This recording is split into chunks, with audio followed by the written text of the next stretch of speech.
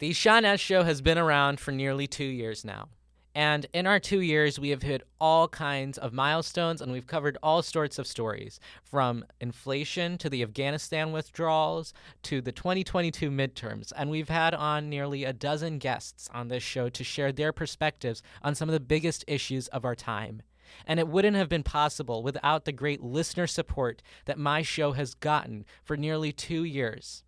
And it has been an immense pleasure to come back every week to speak to you guys about the biggest political stories of our time.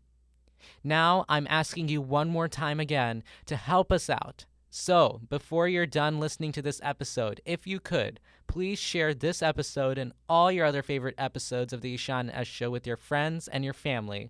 Please follow us on Instagram and Twitter at the Ishaan S Show. Check out our political news blog at theishaansshow.com, and don't forget to subscribe so that you don't miss on the biggest headlines that are affecting our country. We've made it this far only thanks to your support, and I will continue to be grateful, and I will always look forward to you guys sharing this episode and all the others with your friends and your family.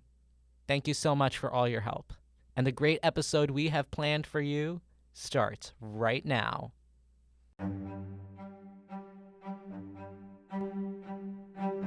Welcome back. It's time for the Ishaan S Show's annual political year in review special. Today, we're going to take a look back at the rocky year 2023 was as we look at the biggest stories that made this year iconic, from House Republicans' leadership struggles to kicking off the 2024 election. We'll see how it changed and altered the dynamics of our politics forever. We'll also take a peek into the future to see what 2024, a presidential election year, might have in store for us. We'll also celebrate the show's accomplishments and count all the great things we did here at the Ishaan S Show as we prepare to ring in 2024. We'll be taking a look at all of those stories and a lot more today, December 30th, 2023.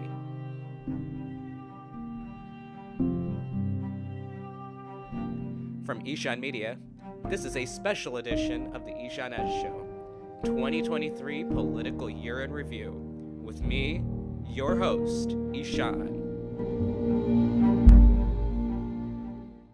Hello. Welcome back to the Ishaan S Show. I am so happy to have you guys here today for our Political Year in Review special. This is something I've been planning for weeks, and honestly, you could say we've been planning this since January 1st of this year because we've been counting down stories, finding the right topics, and everything, planning for this special today. And I'm so happy that all of you are coming in and tuning in to listen to this episode. I will preface this right now because you might hear it in my voice, you might have heard it in the opening, and I sure as hell should be saying it because I've recorded so many times already. But I'm like on the verge of losing my voice right now. I'm coughing at random points. I don't know what happened, and of all days, it had to hit right when I'm recording this uber important episode, but whatever. We're gonna fight through it, but yeah, I am on the verge of losing my voice, so that's gonna be really fun to walk through as we record this. But I want to also, before we get into the nitty-gritty of everything that happened this year, I just want to take a few moments to talk about this show. I want to say that this year has been the most important year for this show ever. I don't share numbers for the show, but if you look, if you were to look, you would see that our growth has been immense in these past 12 months. We've seen more listeners. We've seen more diversity in our listeners. We've seen more people from across the country, but around the world listening to this show. Website traffic is up. We are getting momentum, and we are truly setting a stage for this show and really pushing our message of getting young people involved in politics. I am so happy that we are doing that. That is the mission of this show. And as we ring in 2024, you bet your bottom dollar we are going to double down on what we've been doing these past 3 years, and we're going to make sure that 2024 becomes the year of the Ishaan S Show. I am so excited because this wouldn't have been possible without your support, without you coming in every week, listening to the show, keeping up with my honestly unpredictable schedule. I mean, I think I've gotten more predictable lately, but granted, there are 52 weeks in the year, and I've recorded, I think, 18 episodes. So, I've not been as amazing at it. But the fact is that you guys keep coming back, that you guys keep coming and listening because you want to get informed. And that's the best part. You guys want to listen. You guys want to learn more about what's going on in your country. Because as I always like to say, the future of this country is in your hands. And with my majority high school listener base, you guys are really the holders of this future. So thank you for taking the time to listen to my show. Thank you for doing all that you do to support us. Follow us on Instagram. Follow us on Threads. Follow us on X, I guess. I don't even know about them. We're on YouTube now, and you watch us and subscribe so that you know what we have coming on YouTube. And so much more coming is in the works. I'm so excited for 2024, and I'm so proud of all that we did in 2023. But enough of my thanks. You guys always know how grateful I am. I want to move into 2023 political year in review. Oh boy, this year was really one of the crazier ones. You got so much drama, so much stupidity that you see usually in a presidential election year. I mean, 2016, 2020, 2023 ranks up there. I was listening to the last episode that we did for a political year in review, the last recorded one. We didn't do one last year, but 2021 we did. And listening to all those stories, and I was listening to it, and I was listening to myself describe these as being historic years.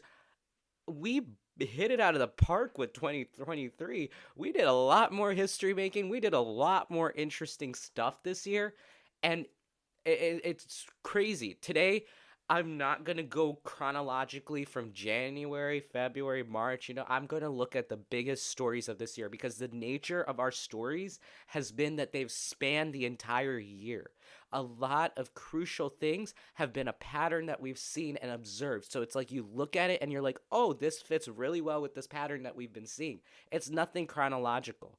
So to start off our political year in review special, I want to talk about what I think is the biggest story of the year. Political Magazine said that the House GOP was, quote, a failed state.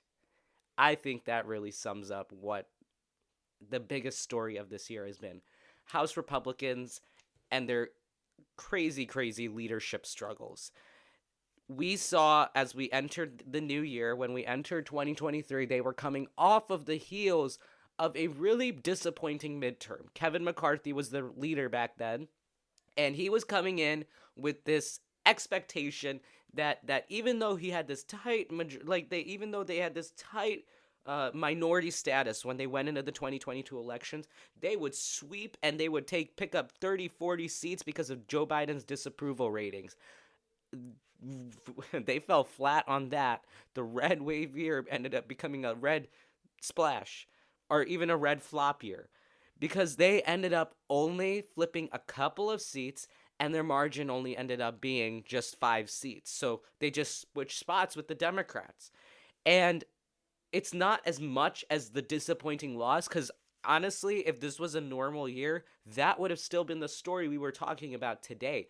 But that majority status with 5 seats, mind you, the math behind 5-seat majorities is really, really thin. When you want to pass legislation, when you want to get things done, 5 seats is a really small window to work with, because that's 5 people that can really ruin all your plans, even though you might have 200 people behind you. So anyway, Kevin McCarthy was the leader, and there was talk in 2022 in December of maybe not letting him become Speaker of the House, even though he was the House leader. Like, he was the leader of the Republican Party in the House, and traditionally, if you are the leader of your party and your party is in the majority, you are going to become the Speaker because you command the majority's support. Kevin McCarthy did not command that majority's support, and that was the remarkable thing. We started to see just how annoying it got for Kevin McCarthy when he was trying to run for Speaker of the House. That was the first instance of this struggle. He ran and he said, I'm going to win, guys. I'm going to win. And then turns out the 20 Republican detractors, they said they would not back him. They said that they weren't going to come to his support, that they weren't going to do his, they weren't going to back him because he seemed too weak. They thought he was too weak. And these 20 Republicans are still members of the right-wing Freedom Caucus in the House. We've talked about them plenty. They are the Republicans' biggest subgroup, and they tend to be the more firebrand conservative Republicans. A lot of people from here. Lauren Boebert, formerly Marjorie Taylor Greene. She actually left, interestingly enough, so a former member. Matt Gaetz. Ron DeSantis used to be in the Freedom Caucus. He was a founding member, actually. So they hold a lot of sway, and they have an ideology that doesn't necessarily fit with maybe what Kevin McCarthy had. So they really rock things up. So in order to become speaker, you need to get a majority of supporters in the House. It doesn't matter if it's your party or not. It's just you need 218 votes to win. And if you don't win 218 votes, or if no one wins 218 votes, you vote again. And you keep voting until you get somebody. So, Kevin McCarthy did not win on the first round. Kevin McCarthy did not win on the second round. Kevin McCarthy did not win on the third round, the fifth round, the 8th round, the 12th round. It took a grand total of 15 rounds over 4 days to elect him. It was the first time in 100 years that America did not have a speaker because of these sort of shenanigans. I mean, throughout our history, speakers have been able to win that gavel. For the last 100 years, Kevin McCarthy made history. And so there wasn't a lot of, confidence in his ability to actually govern, but he seemed pretty confident about it. He was like, I can make this work, and we're going to do it, and we're going to make things work. But he had to give up a lot to make it happen. First things first, he made some really big concessions that would go on to later bite him in the back later. Of which, he made a lot of concessions, but the biggest concession he made was the motion to vacate. That is basically a motion in the House that you need only one member of Congress to call for the removal of a speaker, and it puts the motion to the floor, and you vote them out. That's what happened to Kevin McCarthy later on. So before we look into the future, I want to play Kevin McCarthy when he was more confident. Take a listen to Confident McCarthy. One thing is clear after this week. I never give up. And I make this promise. I'll never give up for you, the American people. 2 months ago, you voted for a new direction for our country. You embraced our commitment to America. And now we're going to keep our commitment to you. Poor Kevin. He would not be this happy for that long. In his little thing, tenureship, Republicans had a budget to pass. That was the biggest concern, because within their own party, they really disagreed about passing a budget. And you need a budget to run a country, guys. You need the money to go places. Kevin could not get the money to go around, and he was warned. So first it was the debt ceiling. That's basically our debt limit. You have to raise it so that you don't get in trouble. And then the other thing was about government spending, which could have resulted in a government shutdown. So Kevin McCarthy had a lot of issues when it came to finances. And it was a really small segment of his caucus that was very adamant about not supporting his budgetary policies because they wanted to be very hardline. They wanted to make cuts everywhere. They didn't want money being spent, and they're representing their ideology, so that's their good. But it really made a headache for Kevin McCarthy because, again, 5-seat majority, the math isn't there to really have that much wiggle room. He needs to get every Republican to back him, or he needs to work with the Democrats. And ideally, in a good America, working with the other side would not be an issue. But under this Republican caucus, working with the Democrats is essentially a death sentence.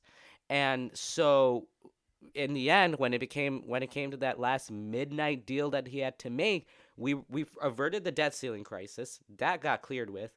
They gave a warning for the budget. They said, you better not work with the Democrats. That's what Matt Gaetz very famously said. Kevin McCarthy tried to get him to do something. He tried really hard to get them to pass a bill to fund the government, something. But then ultimately, these Republicans, the 20 or so who Freedom Caucus members, wouldn't budge. So ultimately, he had to work with the Democrats. And mind you, throughout this entire process, Democrats were all united. They were all united. They all backed Hakeem Jeffries, Nancy Pelosi's successor. There was no one moving around. Like, all the Democrats were there while Republicans were having their little infighting. So Kevin McCarthy decided to work with the Republicans, or with the Democrats, and Matt Gaetz then promptly, within a few days, introduced a motion to vacate. That's the concession he made, and that came to bite him. Matt Gaetz introduced that, and all that's needed is a majority of the House. And Democrats were not going to come and back McCarthy because McCarthy made a really second stupid mistake of criticizing the Democrats literally the day after he worked with them to pass a deal. He would not have, a government shutdown would have been his fault if the Democrats didn't work with him. But then he ended up criticizing them literally the next day on Face the Nation. And they called that the famous Face the Nation appearance on CBS because he ended up badgering Democrats. So Democrats said, we're not going to back you in this motion to vacate. The motion to vacate just means ousting the speaker. So if you can get a majority of votes in the House to do that, then it's done. Democrats said, we're just not going to come and support you. Republicans said, we're out here to kick you out. Those Republicans, Matt Gaetz and party. So ultimately, 8 Republicans voted to remove Kevin McCarthy. Matt Gaetz was one of them. Nancy Mace, we've covered her on the blog before. She did so. And a few others. They all removed Kevin McCarthy. And Kevin McCarthy then became the first speaker in American history to get ousted from the job. You can listen to immediate reactions and more details on my episode about that. But that became one of the biggest, most unusual things ever. Kevin McCarthy also became the shortest serving speaker in U.S. history. Our third shortest, excuse me. I was predicting that it'd be shorter. I said that he'd be kicked out by the State of the Union address in March, but he beat expectations. So I guess good for him. But at 9 months, he was one of the shortest serving speakers in U.S. history. The other 2 died in office. So that should really tell you about Kevin McCarthy. And as for the tale of Kevin McCarthy, well, he's not going to be coming back to Congress. He's resigned. He's not in Congress anymore. Maybe he was a little too embarrassed. Who knows? But after Kevin McCarthy's removal, it was time to elect a new guy. So it was pretty clear at first. They thought that it was going to be McCarthy's number 2, Steve Scalise from Louisiana. Everybody thought that he had this shot at winning. He ran against Jim Jordan. Jim Jordan is a Republican conservative firebrand, MAGA, Freedom Caucus, whatever, the Trumpy one.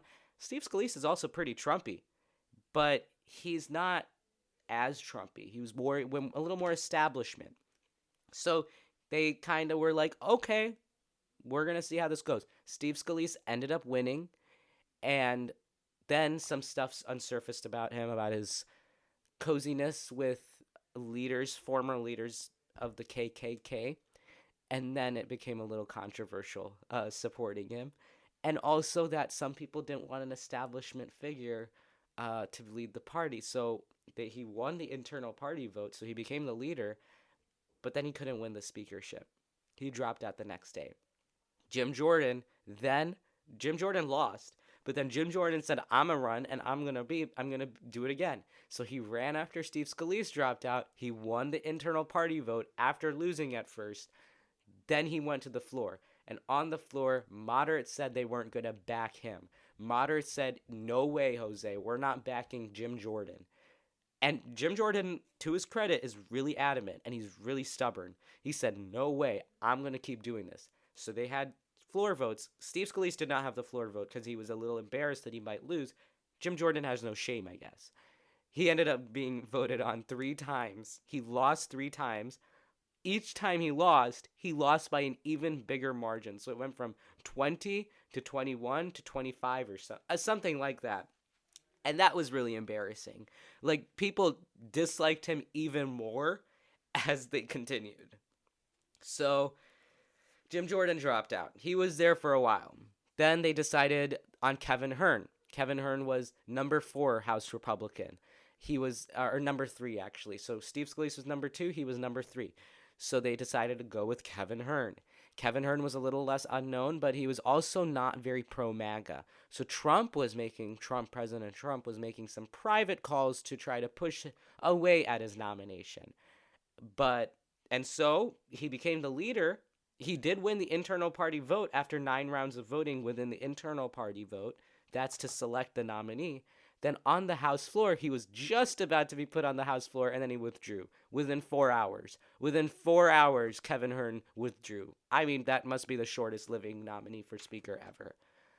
Then, through some weird mix of fate and reality, we got some unknown guy named Mike Johnson from Louisiana running and becoming the Republican nominee for Speaker.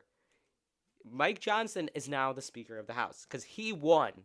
He won the election. And somehow this guy did it because Mike Johnson, my God, no one knows him. When a Republican senator was asked what she thought of him, she said, I'm going to have to Google him. Like, people did not know who Mike Johnson was. Then he one day just becomes Speaker. You might have your disagreements with Mr. Johnson, but fact is that he got really lucky. He got really lucky. And he's a bit of a dark horse. We don't know what he's really the type. Like, even though he's been on the job 2 months, we don't really know how he operates. We don't know his thinking. We just know that he's a little more right-wing in general, and he did back Trump's election fraud claims that have not been proven before, for the record. But he is that type of person, and that's all we know. We don't know much about his past. We don't know much about his record, which is, I find, so mind-boggling that literally this rando became Speaker of the House of the United States of America. But yes, that is the House GOP and all their little fun issues. I called them the Chaos Caucus. I think that name suits really well.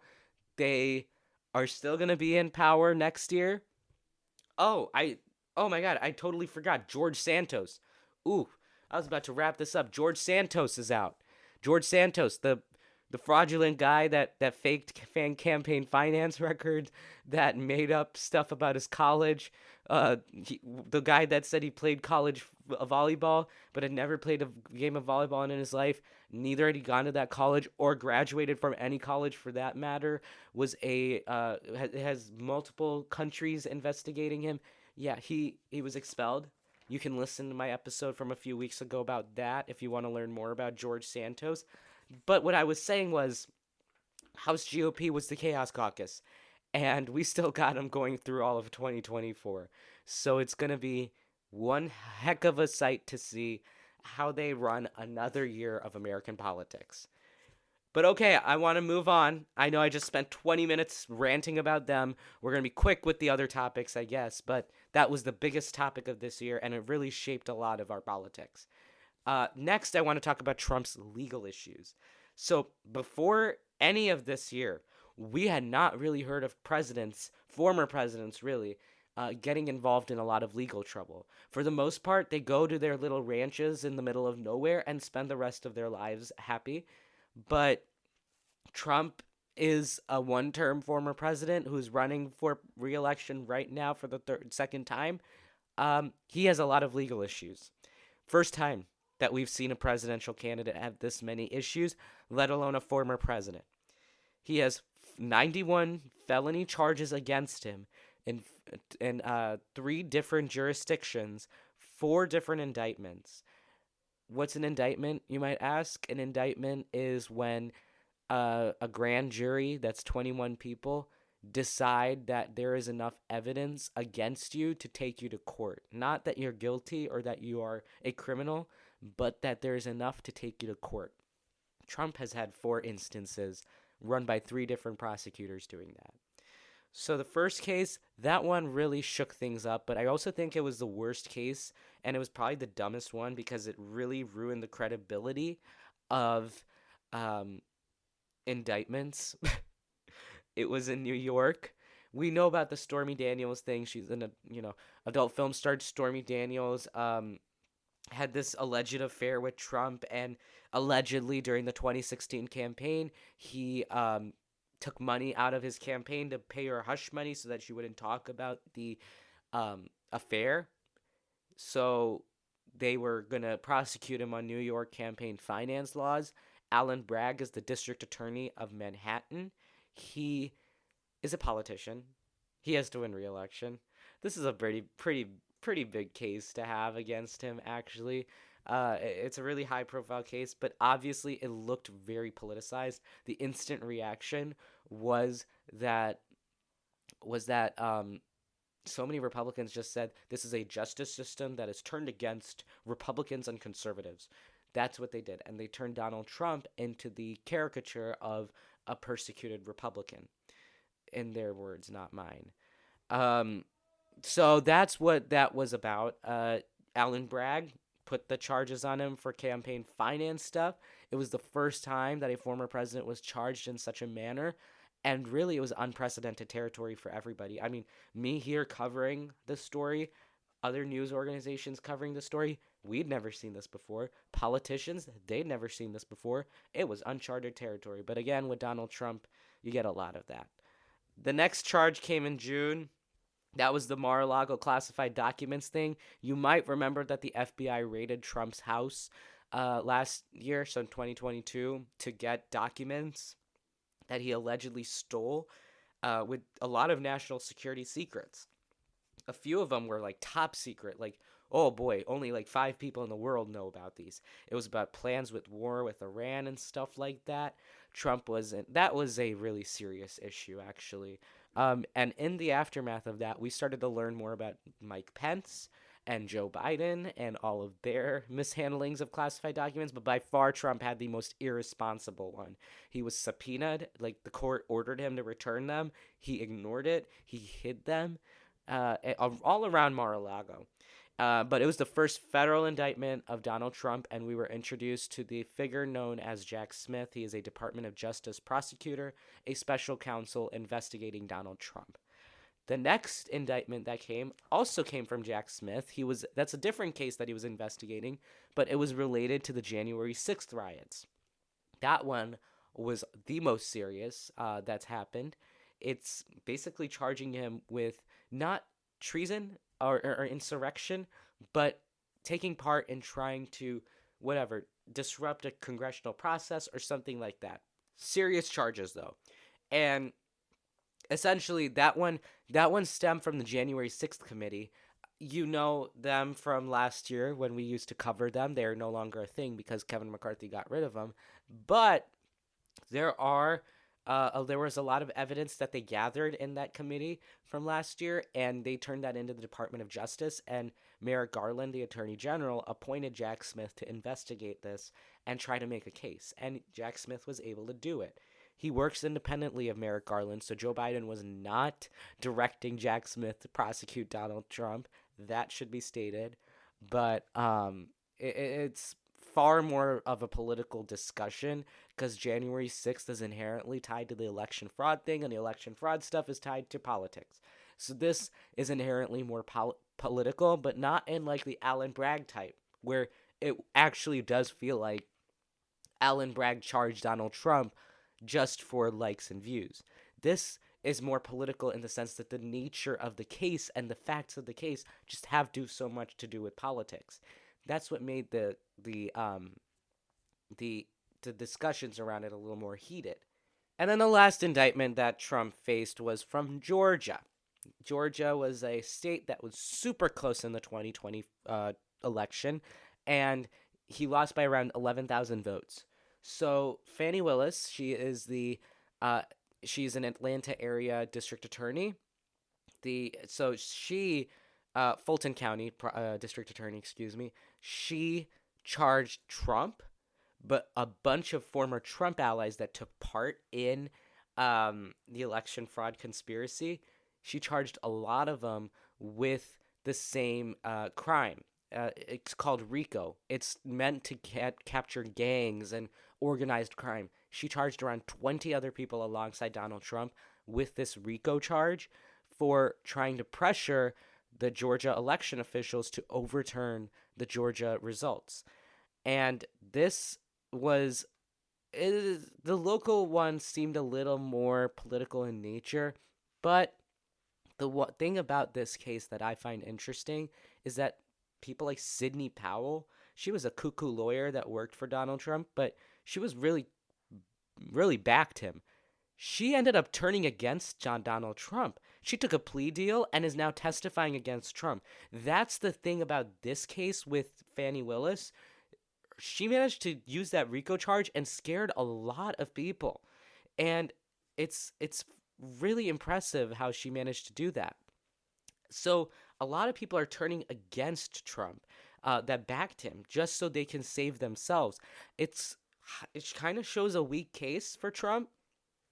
But as we enter 2024, these cases are going to be front and center in the election, in the Republican primary and then in the general election, because Trump is going to be in a courtroom for a lot of next year, which is going to be a sight to watch because you don't usually see former presidents in courtrooms. But actually, we already did get to see Trump in a courtroom this year because of the New York civil fraud trial. Apparently, Trump did allegedly inflate his assets in order to get better interest rates. Right now, they're talking about fining him $250 million. That's brought by the New York Attorney General, Letitia James. That is in court right now, and that's going to be on trial starting, I think, within the next few days. It'll be in 24, but in the next few days. So Trump and legal issues, that's kind of the thing we always thought of him when he was president and when he was running for president and for the first few years after his post-presidency. But this past year in 2023 upended everything because it actually made that a thing. Trump and legal issues. And who knows? He could get convicted. I'm not prophesizing anything. Don't make a mistake about that. It's possible. It could happen. Who knows? I guess another thing about Trump's legal issues is about being on the ballot. It ties back to January 6th. From Colorado, we covered it last week itself, about how the Colorado Supreme Court removed Trump from their ballot, citing the 14th Amendment, saying that a person who partakes in insurrection is not allowed to be in federal office. So the Colorado Supreme Court struck Trump off the ballot in Colorado. And the Maine Secretary of State used the same reasoning and struck him off the ballot there. So this is going to go to the Supreme Court of the United States pretty quickly. And the question isn't about eligibility to be on a ballot or stuff like that. I think the fundamental issue is going to be about whether or not Trump partook in an insurrection and whether or not January 6th was an insurrection. That is going to be the biggest question answered in 2024 at the Supreme Court. And really, honestly, I think the Supreme Court's pretty partisan, but on this issue, they are actually relatively judicial. So I want to see what their decision ends up being. It's going to be really interesting, and we're going to see that. Next year. Next week for all we know, but it's going to happen. So that's something to keep your eye on. So Trump and legal issues, that's going to be the name of the game in 24. Next, I want to move on to Democrats. Democrats have had a lot of victories this year. Same thing as 2022. We did underestimate Democrats in 22, and we underestimated them again this year. So if we just have a general rundown of elections, in Kentucky, Governor Andy Beshear, a Democrat in a ruby-red state of Kentucky, won re-election. The Virginia legislature, popular Republican incumbent Governor Glenn Youngkin, was unable to flip the Virginia legislature, and in fact, Democrats were able to retain both houses of the Virginia legislature.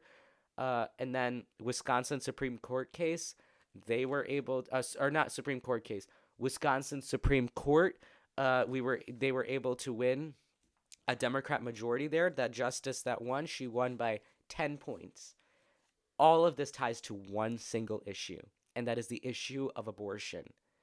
That is what gave Democrats the victories that they've been seeing left, right, and center. And then the other two big victories for Democrats were in Ohio, where they had abortion referendums about whether or not abortion should be constitutionally protected. There were two measures. The first one wasn't about actually doing that. It was about reforming constitutional amendment processes that Republicans tried to push through, because an actual amendment was already on the ballot in November. They did not change how they amend the Constitution, which is by a 50% majority of a referendum. They voted by 60%, 65%, I think, to constitutionally protect abortion rights in the state of Ohio, which is also a Republican state that Trump won by 10 points. So abortion has become the amazingly successful issue for Democrats, and it's worked so well. I mean, it's such a losing issue for Republicans, and they don't seem to understand it.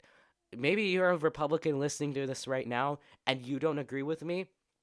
Maybe you're a Republican and you do agree with me. The thing is that it is, in fact, just a losing issue for Republicans.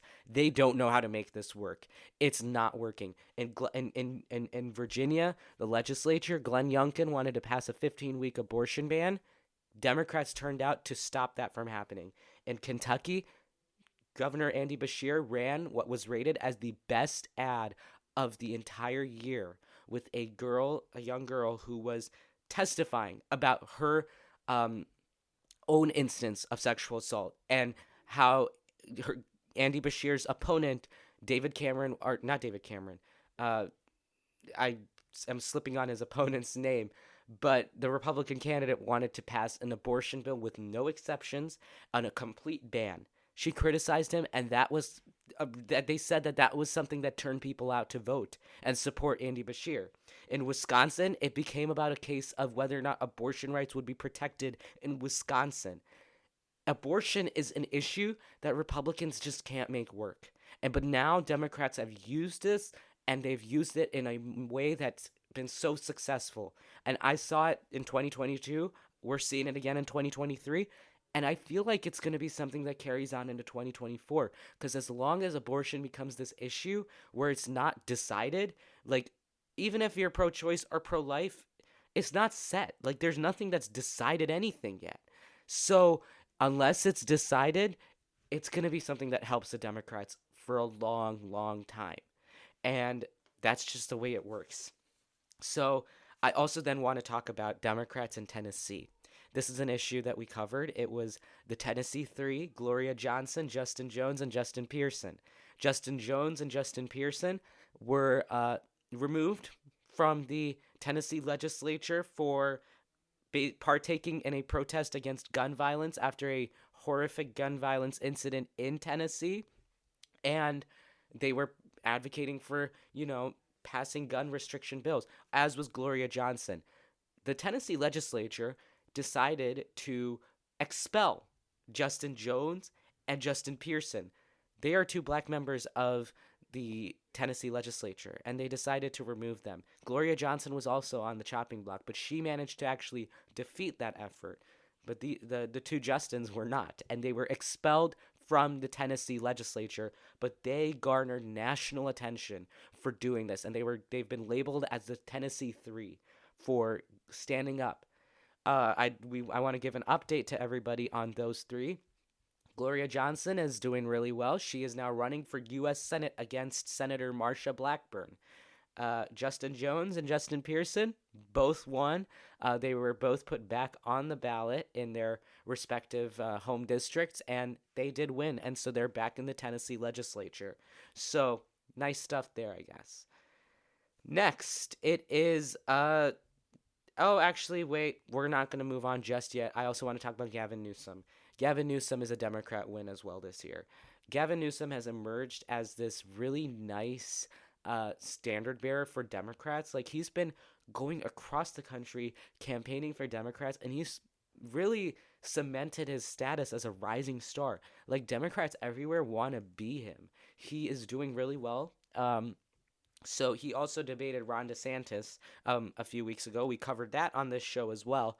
You can listen to that episode. But he was debating Ron DeSantis. Him and Ron DeSantis have really been going at it. And I would say that Gavin Newsom won that debate, with Sean Hannity being so biased throughout that entire thing. So yeah, Gavin Newsom, I wanted to give him a shout out. Also, Joe Manchin. I'm just going on a roll right now. Joe Manchin, the Democratic senator from West Virginia, who's been a pain in the neck for Democrats everywhere, is not running for re-election.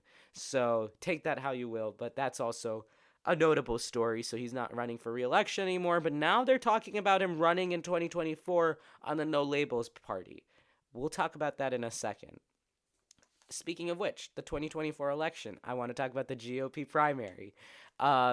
This has been one of the more interesting primaries that I've gotten to witness and cover, because it really is truly just a race for second place, because let's not forget that Donald Trump is in this race, and despite 91 felony charges, despite his rhetoric, despite losing an election already, he is somehow beating all the other candidates by 60 points. So this is kind of a race that's been set in stone.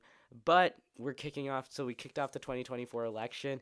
We had Nikki Haley announce her run. Then we had Vivek Ramaswamy announce his run, Mike Pence, Ron DeSantis, Chris Christie. We've had a pretty dynamic field of Republicans minus Donald Trump. And in any normal election year, this would have been a really impressive group of people. But because it's Donald Trump at the top right now, they're just afterthoughts. So I just, I have a clip actually I want to play. This clip really captures what the Republicans have been in this entire race. Take a listen to this one clip from second Republican debate, I think. Here's a fact. Here's a fact, though. I cut tax. He said I loaded up our You wanted a gas tax increase, and then you wanted at the end of the day. Are we talking about? Yeah, so while the Republicans in the House have been a little chaotic, the Republicans on the debate stage have been even more chaotic. Nikki Haley, the most underdog of underdog candidates I've seen. She started off at, she was the first person, I think, to actually announce after Trump did. But really, people wrote her off. They didn't expect much of her. 3-4% tops was what she was polling at. Then after these Republican debates, we've seen her become more combative. We've seen her attack people. We've seen her become more likable. And she has now become the second place candidate in this race. And she has had a really impressive rise in this primary. I am so impressed. Ron DeSantis, on the other hand, really disappointing. So Nikki Haley is polling at 29% when she used to poll at 3% in the state of New Hampshire, within 4 points of Donald Trump.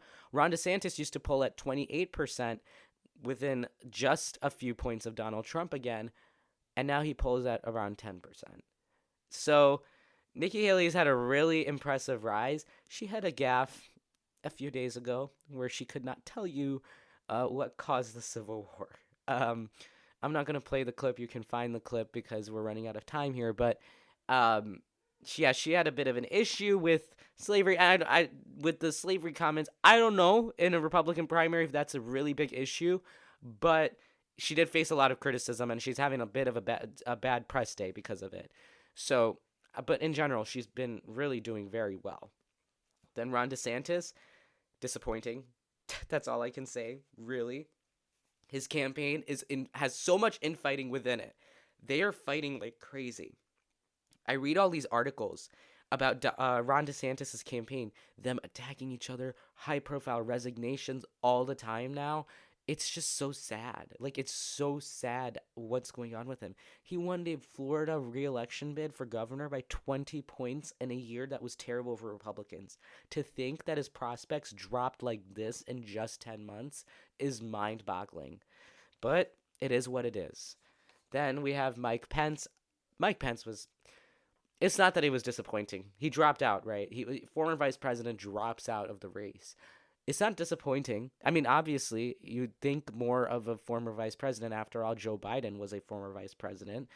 But it's just he didn't have a lot going for him. He certified the 2020 election, and for many MAGA Republicans, that's like a litmus test now, whether or not you accept the fact that the 2020 election was stolen or, not stolen. And even though it's not been proven that it's been stolen, and Mike Pence just went with facts, he's become a pariah in his party. Once thought of as an amazing candidate to run for president one day, tanked his chances at ever becoming president.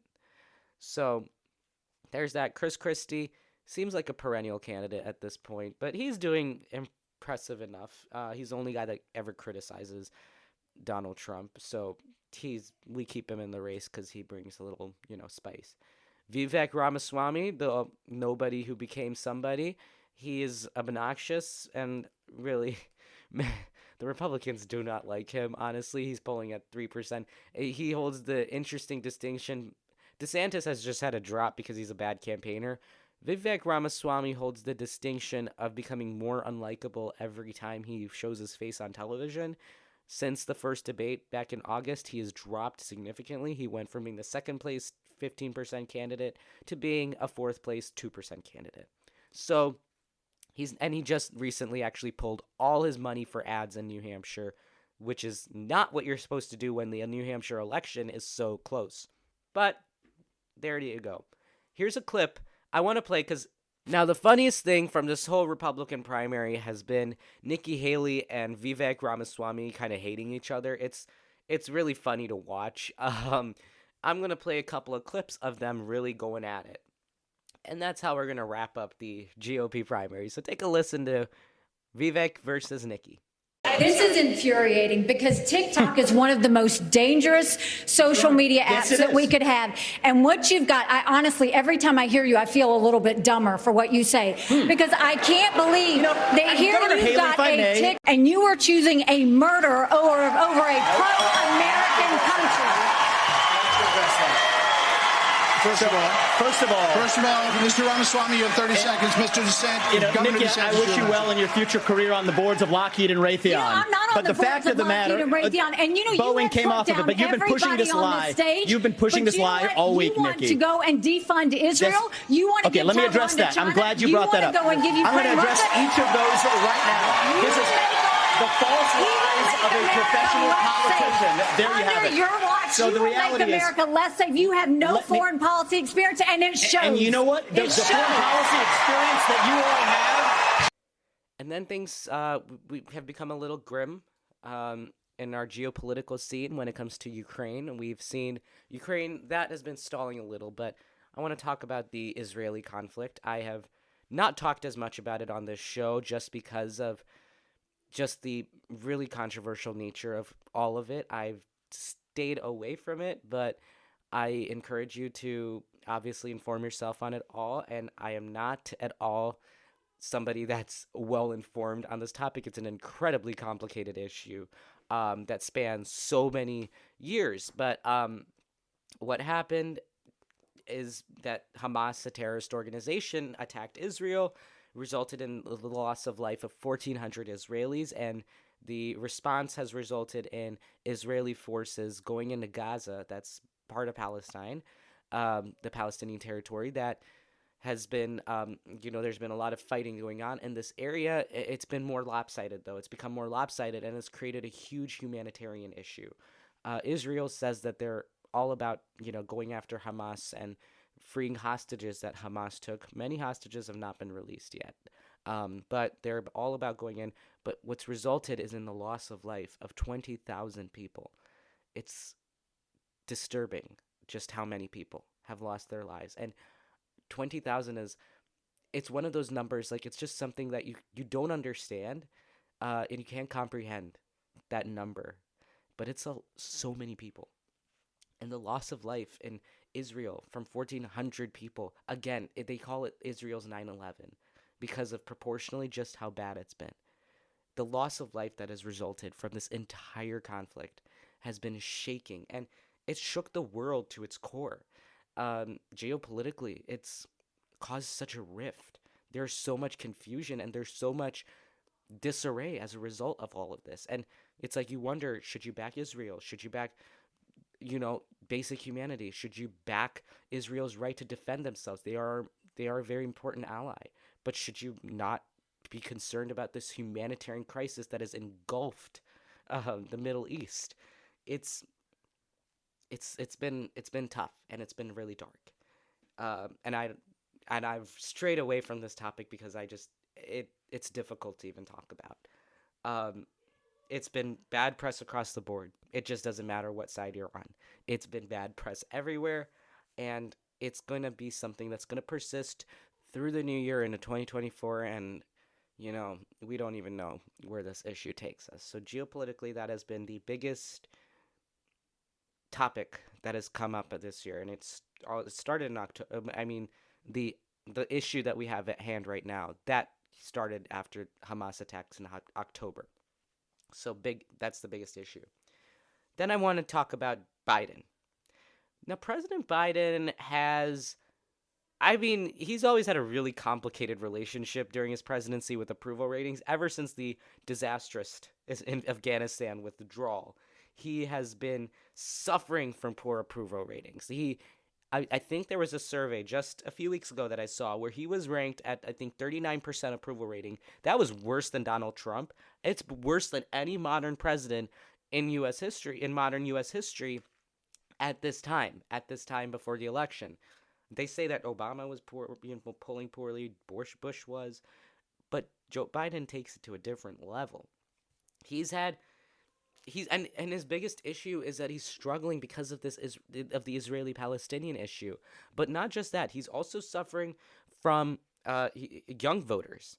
He's suffering because of that. He's suffering with young voters, but also he's suffering with young voters when it comes to cost of living, rent, student loans. The Supreme Court shut down his student loan forgiveness program, so he could not forgive student debt of $10,000 to every former student in America. So it really, he's having a hard time when it comes to young voters. But in the economy in general, inflation, general feeling of just not doing enough, because he campaigned on a few things, but he just can't do it. And it's not through any fault of his own. It's just that he doesn't have a Congress that works with him. So it's been a tough time to be President Biden right now when it comes to politics. He's really suffering, but he is a strong guy. I will give him that. He's a strong guy. And we were saying the same things before the 2022 midterms. We were saying, oh, it's going to be terrible, red wave year. But they did not lose that bad. And that shows the political skill of Joe Biden, or just the fact that he has such a weak opponent. Like, I think he has issues, and I think his issues are definitely worse around, this time around as it compared to last year, but he can turn this around. Maybe he can, because when you enter in an election year, inevitably you are going to be more certain about who your Republican nominee is, even though it's obvious that it's Donald Trump. You become more in tune with the issues that are going to become the topics of the election. The economy and foreign policy are going to be on top of everything. Joe Biden just needs to figure out how he can make his way in. Foreign policy-wise, he continues to back Ukraine. With Israel, he needs to figure out how to court young voters, because he is really losing them as he continues to support with his support of Israel. It's something that's dissatisfying a lot of young voters. But at the same time, it works well with swing voters. So he needs to learn how to prioritize, and he needs to learn. And Joe Biden's had a lot of accomplishments legislatively this year. He has. I have always said, I think that Biden has a really bad communications team. Like, they really don't know how to communicate his message, because people don't know. I will talk to people, and people don't know what Biden's accomplishments are. They won't know what he's actually been doing. But the fact is that he has done a lot. And there's the Inflation Reduction Act, there's the CHIPS Act, he has had legislative victories. It's just they need to work on sending that out. And he does have a few good communication skills, his campaign. Just, if you're a Democrat, you got to hope that he can use that and do better, at least when you enter the election year. But that is this year's political year in review. Now let's talk about my 2024 predictions. I don't have a lot. because I kind of covered a lot of them. But for the GOP primary predictions, I think Nikki versus Ron, it's going to become a Nikki versus Ron thing, unless Ron DeSantis does even more disappointingly in Iowa or New Hampshire.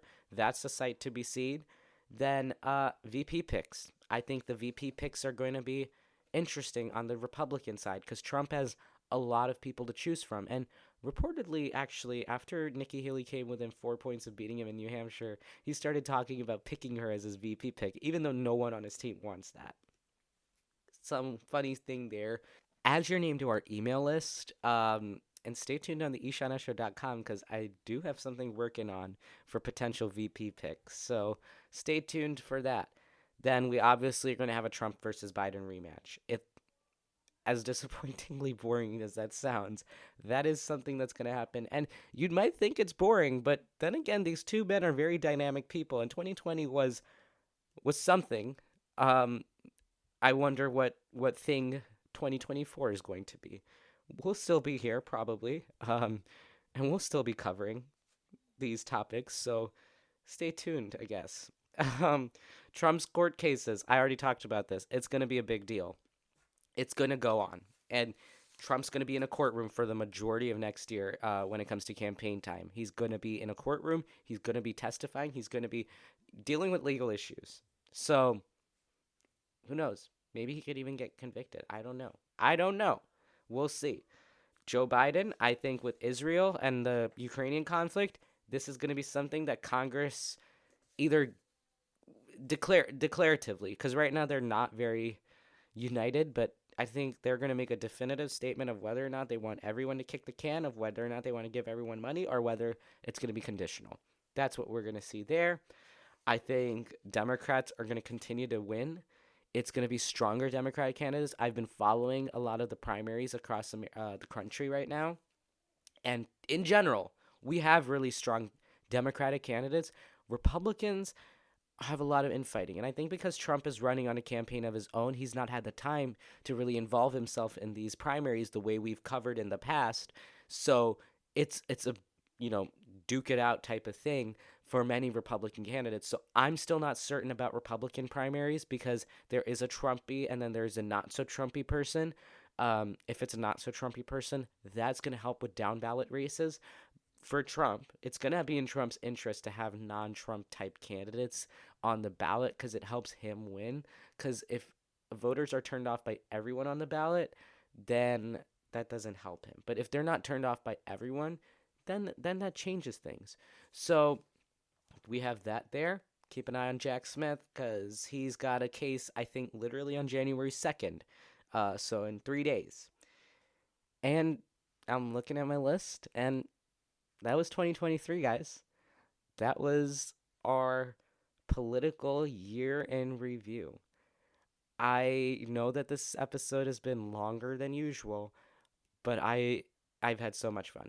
And I've been recording this for the past hour and a half because I keep pausing to cough, and I am very certain I'm going to lose my voice. But it's been such a privilege to record this episode. I have been preparing all year for this. I've been collecting clips. I've been talking to people. I've been researching, and I'm proud that we were able to do this today. I'm so happy you take your time out to listen, because we would not be here without your support.